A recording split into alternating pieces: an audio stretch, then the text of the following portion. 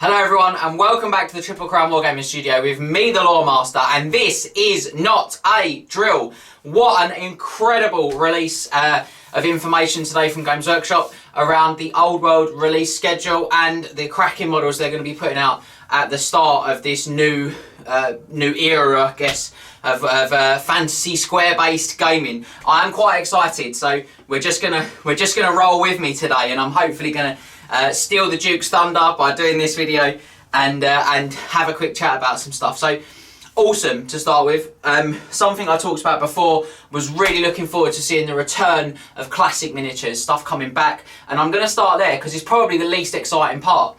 But Knights of the Realm confirmed. I think we knew they were coming. Pegasus Knights confirmed, although base size on them really interesting. I keep looking at that picture and I keep thinking, is that a demigriff base? Is that a demigriff base? I don't know, but it definitely doesn't look square to me. It looks rectangular, which obviously currently 40 mils they were on, so there's a difference there without a doubt. Quite excited about that. Peasants coming back. Great to see the classic peasants with the pole arms. I actually think they look really great on those bigger bases. They seem to have just been able to expand the poses slightly, and I have said this a few times already, I'm really excited. I've seen lots of people rebasing, and I've done some myself, and one of the challenges of that is that the models are a lot of the models on have got quite closed poses where people have kind of pushed them in so they'll rank up. It's interesting when I see stuff that's been built for a new size base. They seem to have sort of lifted the arms out a little bit, expanded the pose a little bit. That's really exciting to me because I think it shows how dynamic these figures could look on the bigger bases. So going to be some food for thought for me on what I'm doing with some figures there. But and you'll see now obviously the classic peasant archers returning. Still got the stakes, still got frog beaters, which they talked about in the reveal video, but I've always thought they were just grand. So come on, I'm going to take a minute to just talk about the stupidly exciting thing. So lots of the internet's been awash with the leaks of this big Pegasus. Was it real? Turns out it was. This kit looks amazing, this Duke on Royal Pegasus. It can also be made as a Baron, I think they said, on Royal Pegasus, which to me I heard Lord and Paladin. Love the options here, love the details. Really quite like this new lady motif they're going for on the helmet of this guy. I'll talk about it again on another kit in a minute, but really like that, quite like that motif. I just think that's cool. It's something different, and I think it's nice because you're giving them a little bit of something unique here, which is wicked. Love the lance, gorgeous. On the Baron as well, love the sword angle they've put on this. This looks like, this just fills me with positive nostalgia. It really does. Looks like that kind of good old days of a kit bash kind of. And it's not a kit bash, it's lots of different poses, but I just look at the fact that there's this kit that I've got all these cool different poses for. And then we look at the Battle Standard Bearer version, and even if he's not going on a Pegasus there, that is a gorgeous flag, gorgeous looking miniature. I could easily see me getting that onto a horse version as well. Cracking, really like that. That is a beautiful model and a real centerpiece. So my desire to buy Bretonians is steadily rising as we speak because that looks awesome. Whew, take a breather, getting overexcited. I'm going to move us along. Knights of the Realm on foot. Now this has been a classic debate I've heard over the years. Should they have knights on foot? They shouldn't have knights on foot. I don't know, I don't care, I just like them. I really like these figures. The pole arms, poleaxe kind of type weapons caught me really off guard. Did not expect to see those. Thought we'd get knights on foot, not going to lie to you, really thought that was coming from some of the earlier reveals, but the kind of poleaxe weaponry, that's really surprised me, and it's a good surprise. Like that a lot. And could even see a version of it potentially even questing knights with those, which again is a kit bash potentially there already. I'm already thinking of the options I can use these for, but whacking those big two-handed poleaxes onto some mounted knights for quested knights could be the one, ladies and gentlemen. You could have heard it here first with me. because that could look really amazing. But the Sword and Shield versions, I think, can I say it? I think they're even better. I love them. Look at them. Look how great these figures look. I feel like this is a really great mix of something that looks quite dynamic whilst being ranked up, and that is the kind of, that's my Warhammer dream. I want it to look dynamic but look like it will effectively rank up, and I'm looking at these and that's exactly what I'm seeing. And I'm just going to take a minute to talk about the Standard and Champion. They highlighted these separately in the reveal, and I'm going to as well, because quite frankly that Champion is gorgeous, so dynamic. The pose, love the helmet, just, that would be on my Bretonian Lord. I think that's gorgeous. And I really like this this idea of having like a shrine. I could almost see like incense being burnt off of that as well, rather than a flag. And it's not that I don't like the flags, I really do. I just think it's nice to have something slightly different for this. When I spoke to the Duke a few minutes ago, after we watched the reveal, he said he thinks he still prefers the flag, but I quite like the fact that I could have something a little bit different on my foot knights to help mark them out. Now, all of this said, they said one beautiful sentence about these knights that put the biggest grin on my face and just made me 14 again, looking at Warhammer boxes for the first time. Made me 18 again, finally having my own money and being able to build really cool armies. And it was when they said there's loads of spares and these will combine and fit onto the Knights of the Realm. Now look, it's great to see the Knights of the Realm back, but it's fair to say the kit's pretty old. It's been in circulation a long time. Those heads, those beautiful sword arms, the shields, right? Even like little things like the musician, the shrine, if there's spares of these things, which obviously I'm going to get multiple boxes because I'm going to want to build like a couple of different types of unit, or I'm going to want maybe 20 in a unit. So I'm going to have those spares as well.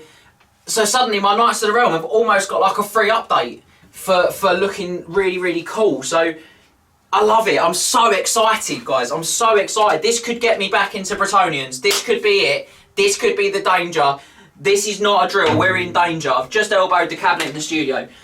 So really, really stupidly cool. Stupidly cool. The sword on that Champion, gorgeous as well. Love the axe as well on the musician. Just brill. Just ace. Super excited. Now, we also had a little group shot that they put in, which showed off the BSB they released earlier in the week. We haven't talked about him yet, the on-foot BSB. Seems like we're going to have lots of options now with Bretonian. Seems like on-foot is going to be a really viable thing. Don't know how much of that I'll do if I do an army, because I'm thinking I still want them to feel like a big kind of crusading cavalry force, but it's cool nonetheless. And I really like the miniature, particularly like the sword with the kind of fleur-de-lis built into the hilt. It's just nice and unique and a bit different, and I just think that's really cool. I just really like it. So, and you've got the others there we've seen before. I know Scott's talked about the beautiful damsel character or wizard on horse, which I can't remember the name of. Sorry, can't remember off the top of my head, but she's going to be a special character by all intents and purposes of the naming anyway. Makes me think that. Just phenomenal, outstanding miniature. It's going to be full draw resin. I don't know how much it's going to cost me, but it's beautiful. So I'm sure I'll get over the line for myself because I'm just mesmerised by that figure. I really want to paint it. So yeah, incredible, incroyable, if you will, as the French might say. And I'm apologising for my appalling French accent. So that leaves me with one last kind of miniature reveal, which is this beautiful Handmaiden of the Lady model, which, again, just stunning. It's got a real Alariel, the Ever Queen, Juan Diaz sculpt kind of vibe to it. I think it's Juan Diaz that sculpted that. I could be wrong. The last one they did in 8th edition. It's got that sort of vibe to it, sort of coming off the little sprout of flowers, really suggesting that link to life magic. Just really gorgeous, and the dress has got so many options. They've done a really beautiful kind of simple white dress, not easy to execute to a high standard, but I could also see thorn patterns on that, or something with sort of, I know there'll be painters far greater skill than me that will put beautiful kind of embroidery patterns on it and things like that. That miniature is going to appear in so many painting competitions because it's gorgeous and it's got real dynamism, and it's just really, yeah, it's really authentic. I love it. I love that so much. I love the almost slightly early Christianity type headwear as well. The kind of feeling of like, trying to think what I mean, sort of like classic imagery or classic artwork of sort of the Virgin Mary, that type of element that seems to have been folded in to create something that's really unique and really different. I think that is awesome. I'm really excited by that. So, again, take another breather. Just incredible reveals for Bretonians. Great to see stuff coming back. One more thing coming back, quick, we can pop another image up, is this brilliant figure, the Field Trebuchet. Didn't need replacing, gorgeous model, didn't need replacing whatsoever. And the guys over at Games Workshop said they've retooled that for Full World Resin, which I imagine is going to mean we get real crisp detail and something that's really beautifully finished. And I've got plenty of Full World Resin, particularly for the Middle-earth strategy battle game system, which some of you know I'm a fan of as well.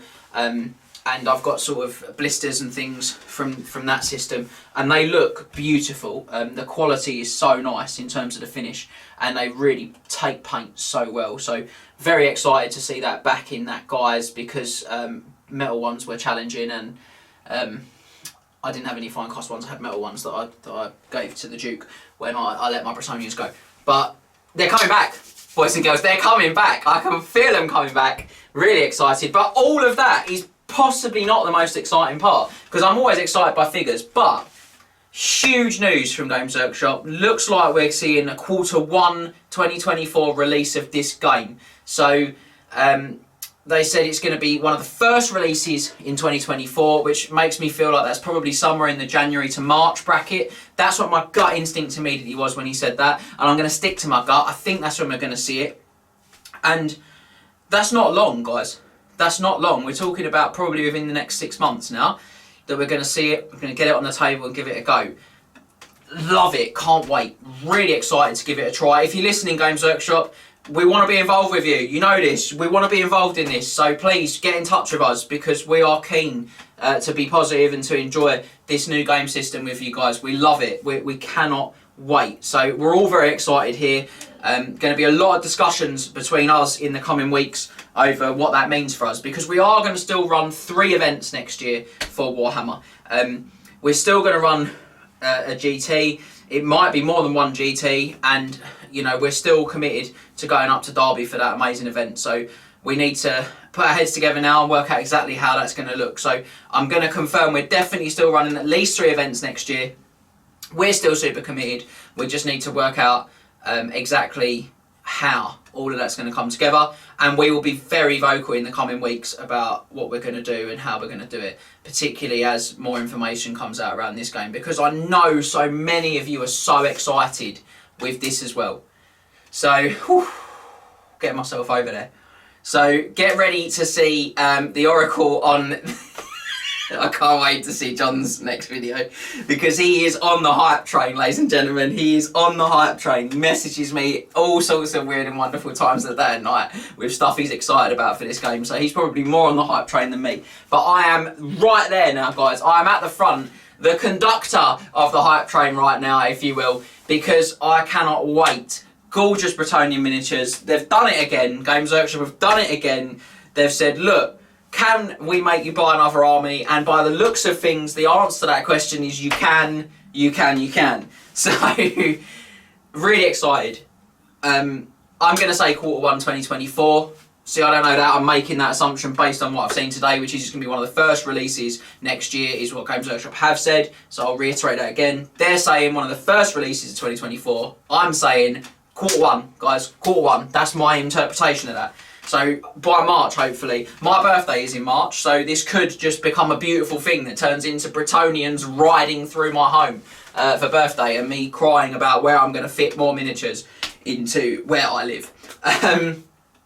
But yes, so excited. If you are as excited as us, we are going to be talking more detail about these models in coming videos. We'll be talking more details about where we are. I need to get off of making this video now, because I need to go and I need to start gluing elves frantically to 25mm bases. I need to start upping my paint jobs and changing some colours, because that's what I've been doing over the summer and into this period. And right now I've just got to get my hands on some figures, because that is how charged for hobby I am. So can't wait. I hope you guys can't wait as much as we can't. Let us know in the comments, let us know on social media channels, all those places. Remember, until this comes out, we are still producing a huge volume of 8th edition content for Warhammer Fantasy Battles. So if you think to yourself, I can't wait to see some battles in the old world, you can view them right now. You can view battles in that setting, right? You can view them on our YouTube. You can head over to triplecrownwargaming.com and you can treat yourself to a subscription. You can be a Knight of the Realm, just like I'm going to be very soon again. And that subscription for $3.50, I don't know why you wouldn't be doing that every month. There's tons of content on there. Over 300 videos available to our subscribers now. So get yourself over to triplecrownwargaming.com. Make sure you're checking out for our regular updates about kind of what we're doing with the old world and how we are excited and our reactions to everything that's appearing. And I look forward to seeing you all very soon to discuss it even more. Remember to tag your friends and like, subscribe and share. Then head over to triplecrownwargaming.com and become a Knight of the Realm today. What are you doing, mate? You alright? Do it for Warhammer!